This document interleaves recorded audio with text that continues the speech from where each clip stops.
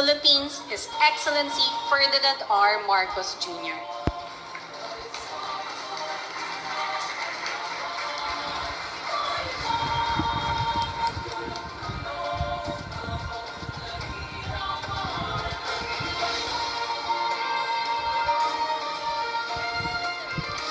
You may now be seated. Again, good morning. We are gathered here today for the signing of the Ninoy Aquino International Airport Public-Private Partnership Project Concession Agreement.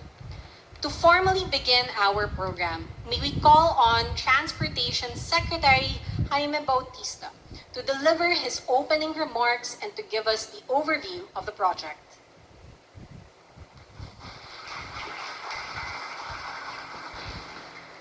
Your Excellency, President Ferdinand R. Marcos Jr., honored guests, ladies and gentlemen, good morning. Thank you, Mr. President, for joining us in this historic occasion. Today's signing of the concession agreement between the Department of Transportation, the Manila International Airport Authority, and the new Naia Infra Corporation marks the start of the much-anticipated modernization of the country's main gateway. This culmination in the process of selecting the best qualified concessionaire who will rehabilitate, operate, expand, and modernize Naia contains two contrasting characteristics.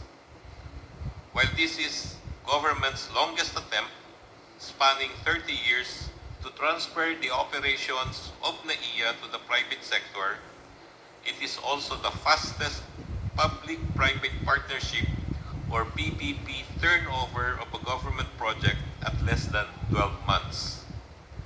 At the same time, we are marking the decoupling of the often conflicting role of operator and regulator for the Manila International Airport Authority. With this concession agreement, Manila International Airport Authority can now focus on the job of a regulator. Other successful models of this kind are the Mactan Cebu and the Clark International Airports. Both are operated by private concessionaires with oversight provided by separate airport authorities. And so today, spotlight is on the special purpose company formed by the winning bidder San Miguel Corporation, SAP and Company Consortium, the new Naia Infra Corporation. The concessionaire's job of operating Naia at maximum efficiency by investing on facilities upgrade, capacity expansion, and staff reskilling should eventually translate to a better travel experience. This is achievable once capacity is increased from 35 million passengers a year to 62 million, and once air traffic movement is raised from 40 to 48 per hour. A set of minimum standards will be used by MIAA to evaluate the concessionaire's performance whether to extend the concession period by another 10 years. Achieving these internationally benchmarked standards should cascade to passengers and airport users. This radical transformation comes at no small price. Substantial investments in infrastructure and technology will necessitate collaborations with local and foreign partners. I am sure the new Naia Infra Corporation has a wide network of financing sources to support their vision for this airport.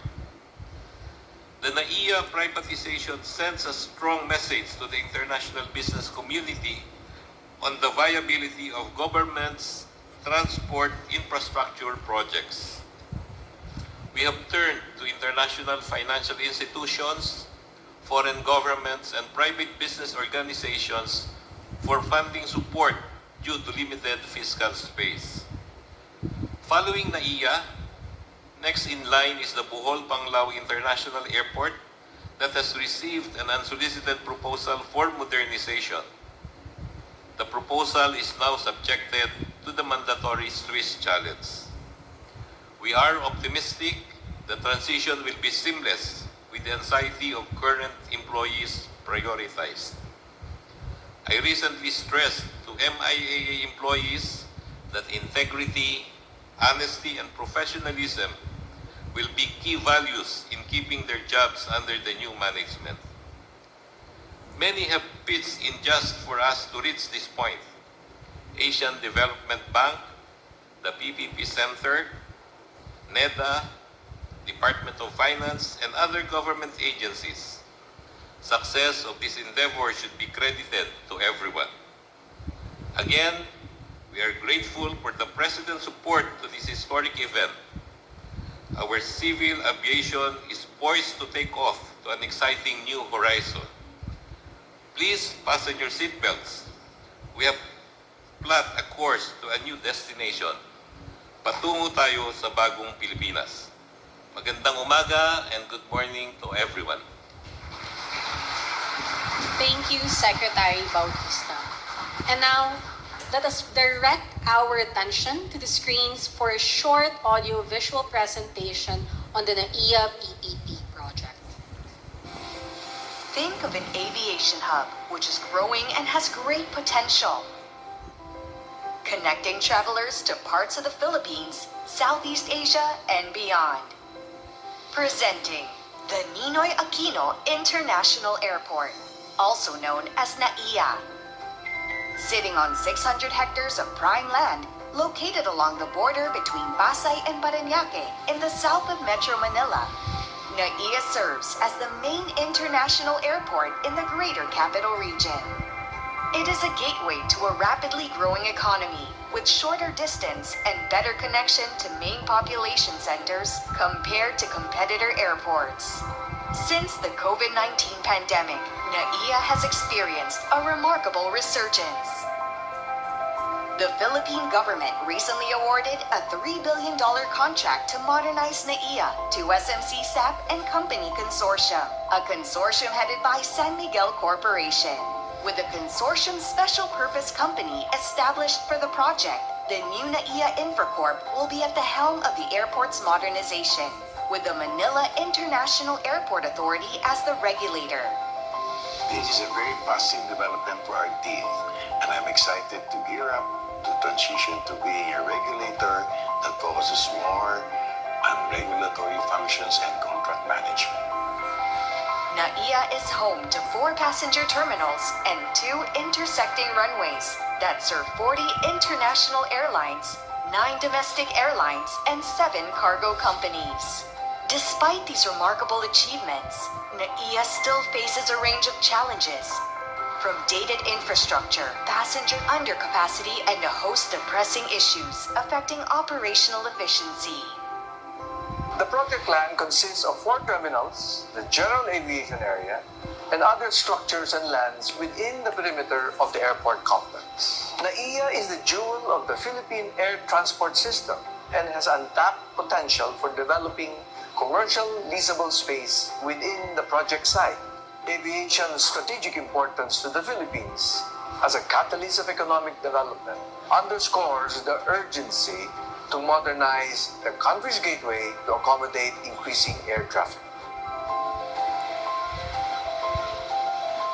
Congratulations to everyone in government, especially the members of the Naia PPP project team who worked tirelessly for the successful tender of this project.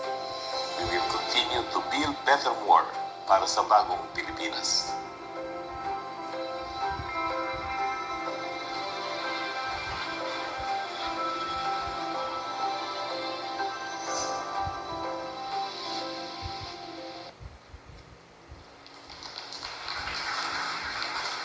At this point, we shall now proceed with the signing of the Naia PPP Project Concession Agreement. To sign the contracts on the part of the Department of Transportation, may we request Secretary Jaime Bautista to please proceed at the signing table. To sign on the part of the Manila International Airport Authority, may we request General Manager Eric Jose Ines. And to sign on the part of the winning bidder, may we request San Miguel Holdings Corporation's President and CEO, Mr. Ramon Ang. May we request the President to please proceed downstage to witness the ceremonial signing.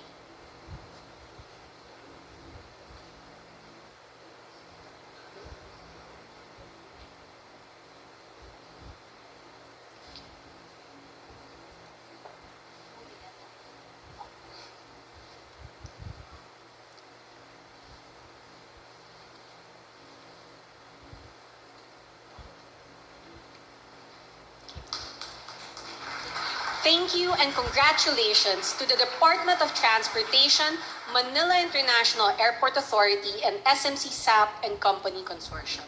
Thank you, Mr. President. You may now be seated.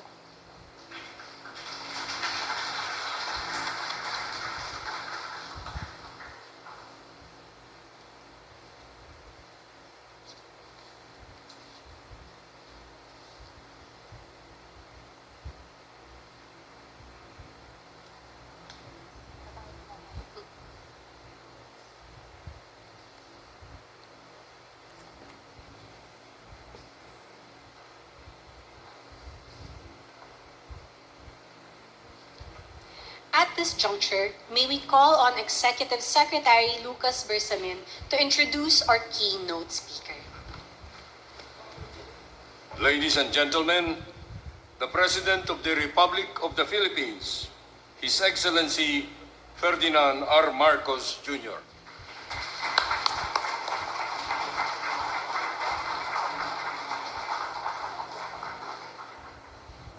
Thank you very much, Executive Secretary, Chief Luke Bersamin. Please take your seats. Also with us here is the House Speaker, Speaker Martin Romualdez, His Excellency Lee San-Juan, the Ambassador of South Korea to the Philippines, Transportation Secretary Jimmy Bautista, other members of the Cabinet here, Senator Grace, who has graced us with her presence today. San Miguel Corporation President and CEO Ramon Ang, who promises that he will fix this problem once and for all. And if his record is anything to go by, I'm fairly confident that he will manage to do it by hook or by crook. Yan naman si Ramon, by hook or by crook, gagawin at gagawin niya. The grantors and concessionaire of the Ninoy Aquino International Airport Public-Private Partnership Project, my fellow workers in government, good morning. For today, we are celebrating a different kind of departure honor. Because after more than 30 years, the comprehensive modernization of Manila International Airport in partnership with the private sector finally is taking off. Bureaucratic inertia, political turbulence, legal wranglings, these are among the things that conspired to maroon the international airport rehabilitation on the tarmac of inaction. The nation has unfortunately paid a heavy price for that indecision. The reputation of this airport has been shredded, and let us be frank about it, not by bad press, by its actual poor state. The gateway that should be the red carpet to our country has become a dirty rug that unfairly defined a visitor's first impression, which we all know is extremely important for all of those who are tourists, who are travelers, who for any reason have come into the Philippines. I think that all of us have said to one another, bakit yung Hong Kong? Ang ganda-ganda, yung Singapore, ang ganda-ganda, tapos uuwi ka ng Pilipinas, napakasakit ng ulo. Kaya mabuti na, kailangan na natin ayusin ito. More damaging than the occasionally unflattering headlines are the inconveniences that many of its passengers undergo daily. It also affects our economy greatly. The postponed improvement of the airport has resulted in delayed and reduced number of flights. So due to insufficient flights, visitor arrivals have suffered. denying our economy billions in tourism receipts. The truth is, before our guests can swim or shop and sunbathe and surf, they must secure airline seats first. The main cause of the airport's woes are no secret. It's been operating beyond capacity for many years now, almost a decade. And since that is the case, the restoration of this airport should go beyond its physical design and structure. It requires major overhaul, such as the rehabilitation of the passenger terminals, the airside facilities, the development of commercial assets and utility systems, the provision of intermodal and interterminal transport facilities. I think that we have all felt the difficulty of all of these different aspects of the airport operation. Siguro naman at some point, all of us naging civilian tayo na hindi tayo opisyal, na merong nag-aalaga sa atin, naramdaman din natin lahat yan. So today we chart the future of the airport. In a nutshell, we are embarking, and we have to admit this, on a fairly major catch-up plan. So let us roll up our sleeves. Let us be reminded that the bottom line of the Manila International Airport's resurgence is not what it will bring to the coffers of government, but the comfort it will bring to its passengers. So, I urge the San Miguel Corporation and Company Consortium to fulfill its commitments to this PPP project. This undertaking is not just about revenues. That will be remitted to Treasury alone, but resources invested in the airport, and in many ways, it is an investment in our future. The targets are worth repeating to remind us of the hard work that lies ahead. The PPP project will ramp up annual passenger capacity from 35 million passengers per year to almost double, 62 million passengers a year. 62 million talaga yan, ha? Talagang malaking pagbabago yan. But we've seen it before. We've seen it in other airports. Nagagawa naman talaga eh. And so that's we can take lessons from all the other experiences and the best practices of other airports. Hourly air traffic movements will be increased from 44 to 42 per hour to 48 movements per hour. However, traffic abatement should not happen on the tarmac alone, but also on the roads leading to the airport. This time, the time it takes to pick up a passenger at the curb or to find a parking spot should be shorter than the flight itself. And I think the model that we are always saying, halimbawa, to use as an example, Singapore Airport, ang kanilang measure is lagi nalang sinasabi, the passenger, international, domestic, or otherwise, is out of the airport within 20 minutes. At the same time, it will, if they care to stay there for a day, pag may layover sila na mahaba, meron din facilities dyan. And so this is what we are trying to, the evolution that we are trying to achieve. So the fast flow of passengers arriving and departing must be guaranteed inside the terminal that is clean and comfortable. For the record, this PPP project was evaluated within a record-breaking 7 weeks, making it the fastest PPP proposal to be approved in history. But we did not sacrifice scrutiny for speed. It was fast, but it was also fastidiously examined at every step of the way. It was open, transparent, and competitive. In fact, the project was aligned with international best practices, structuring and tendering bankable and fair PPP projects. The result is this project in which everybody wins, from the people to the government that will enjoy the financial windfall. The project will mobilize approximately 88 billion pesos in capital investments within its first 6 years of operation.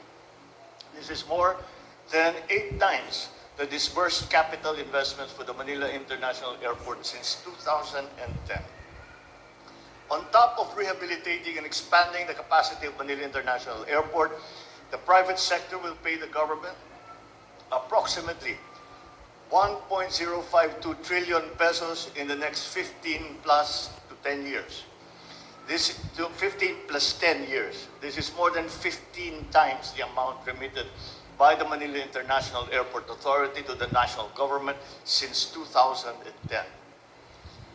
So ladies and gentlemen, to conclude, the PPP project is a fruit of unity, of vision, of purpose. It highlights the great potential of public-private partnerships in accelerating infrastructure development.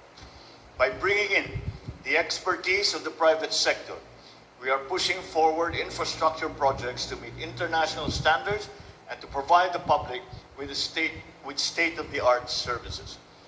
This PPP project showcases what can happen when we join hands in solving the nation's problems. It reminds us that there is no challenge that is too difficult, that we cannot surmount, that a Filipino ingenuity and spirit cannot surmount, so long as we remain bound together with a common purpose. The project proves that the bagong Pilipinas that we seek is not an impossible dream. Therefore, let us keep working together. Let's brave the turbulence that may come so we may arrive at the destiny and the destination that we have dreamed for our people. Mabuhay! Congratulations to our Secretary of DTI, of Transport. Congratulations to the SMC Consortium for putting together what was, I guarantee it was a very complicated bid process, but we are finally here, and well done, and we look forward to the successes of the future that this project will bring. Mabuhay! At maraming salamat po sa inyo lahat. Magandang umaga. Thank you, Mr. President. At this point, may we request the President to kindly grant us a photo opportunity.